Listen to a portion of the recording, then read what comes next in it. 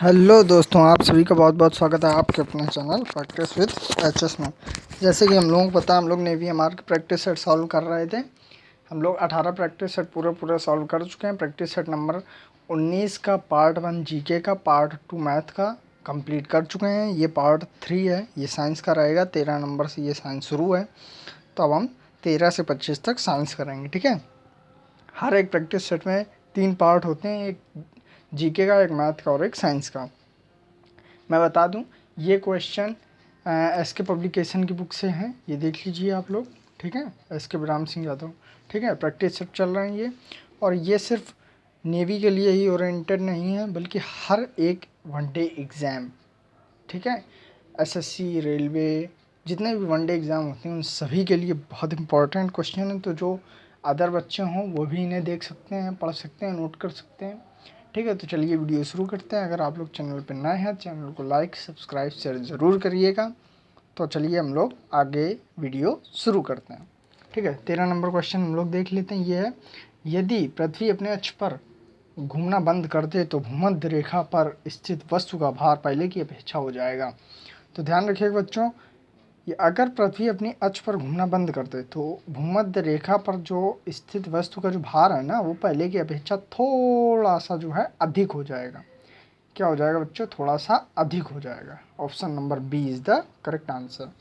अगले पे चलते हैं। अगला, किसी पदार्थ का दाब घटाने पर उसका क्वथनांक क्या होता है? तो ध्यान रखिए बच्चों, किसी भी पदार्थ का जब हम उसका जो दाब घटा देंगे ना बच्चों, तो उसका जो क्वथनांक है वो हमारा कम हो जाएगा। तो option number A is the correct answer. अगले पे चलते हैं। प्रतिरोधों को समांतर क्रम में जोड़ने पर धारा का मान चालकों में होगा। ध्यान रखिए, क्या समांतर क्रम में धारा समान होती है, जबकि श्रेणी क्रम में धारा समान होती है, जबकि समांतर क्रम में धारा अलग अलग होती है। ठीक है, अलग अलग प्रतिरोध में अलग अलग धारा बहती है। तो option number B is the correct answer. ये समांतर के लिए पूछ रहा है ना, इसलिए। अगला है, हाइड्रोजन के विभिन्न परमाणु H1, H2, H3 परस्पर हैं। तो ध्यान रखिएगा, H1, H2, H3 जो है ये हाइड्रोजन के समस्थानिक हैं। क्या है बच्चों? समस्थानिक। तो option number C is the correct answer. आपको कमेंट में बताना है H1, H2, H3 के नाम क्या है। ठीक है, ये आपको कमेंट में बताना है। अगले भी चलते हैं। अगला एक छोटा सा न्यूमेरिकल टाइप का है। ठीक है, यदि किसी नक्षत्र की त्रिज्या और द्रव्यमान पृथ्वी की त्रिज्या और द्रव्यमान से आधे हैं तो उसका गुरुत्वीय त्वरण पृथ्वी के गुरुत्वीय त्वरण g से होगा। तो ये वो पूछ रहा है। तो चलिए हम लोग इसे सॉल्व कर लेते हैं। मैं रफ निकाल लूँ। हाँ, यहाँ हम लोग इसे सॉल्व करने की कोशिश करते हैं। ये एक मान लिया ये कोई ग्रह है, ठीक है, और ये मान लिया हमने कोई, ये हमारी पृथ्वी है। ठीक है, इसका जो त्रिज्या है वो r है, द्रव्यमान है m है, इसकी त्रिज्या है r e है, द्रव्यमान है m e है। ठीक है बच्चों, इतना समझ में आया।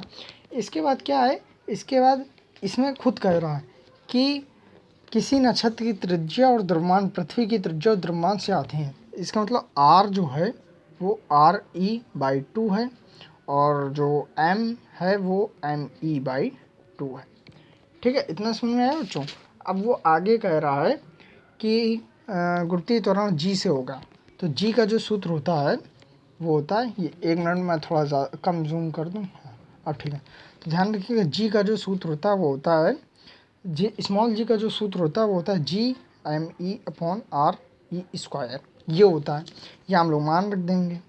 ठीक है, तो ये आ जाएगा, हम GME की जगह हम ME है, तो ME की जगह ME/2 और RE², समझ रहे हैं? तो RE² जो है ये हम लिख देंगे इधर, RE² तो है RE²/2 करेंगे तो /2 दोनों का स्क्वायर करेंगे, RE/2 का स्क्वायर, तो ये ऊपर पहुंच जाएगा 4। ठीक है, तो इधर से ये काट देंगे, आ जाएगा 2। तो ये आ जाएगा 2GME/RE²। तो GME/RE² होता है हमारा स्मॉल g। तो ये आ जाएगा 2 स्मॉल जी। समझ रहे हैं, इसका मतलब दुगना हो जाएगा। समझ में आया आप लोगों को? फिर से आप लोग देख लीजिए। आर कह रहा है R/2 है, एम कह रहा है ME/2 है। ठीक है, तो जो सूत्र होता है GME/R²। ठीक है, तो बस इसमें हम लोगों ने मान रख दिया है।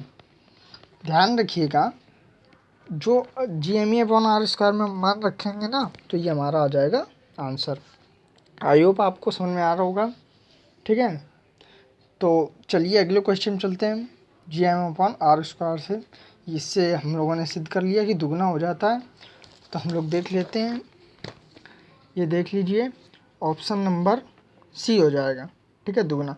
अगर ये क्वेश्चन आपको न समझ में आया हो, कमेंट में बताइएगा, हम लोग अगले वीडियो में इसे और अच्छे से समझने की पूरी कोशिश करेंगे। ठीक है बच्चों, हम लोग अगले क्वेश्चन चलते हैं। अगला, बिजली चमकने के बाद आवाज़ सुनाई देती है, क्यों? तो ध्यान रखिएगा, ध्वनि की जो गति होती है ना, वो प्रकाश की गति से धीमी होती है, इसलिए बिजली चमकने के बाद हमें आवाज़ सुनाई देती है। ठीक है बच्चों, तो option number A is the correct answer. अगले पे चलते हैं, 1 मिनट।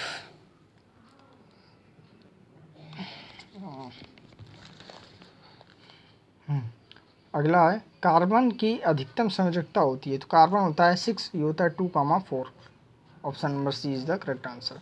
अगला, शुद्ध पानी विद्युत का होता है। ध्यान रखिएगा, शुद्ध पानी विद्युत का कुचालक होता है। तो option number B is the correct answer. अगले पे चलते हैं। अगला, हीरे में किस प्रकार का बंध पाया जाता है? ध्यान रखिएगा, हीरे में सहसंयोजी बंध पाया जाता है। कौन सा सहसंयोजी बंध? Option number B is the correct answer.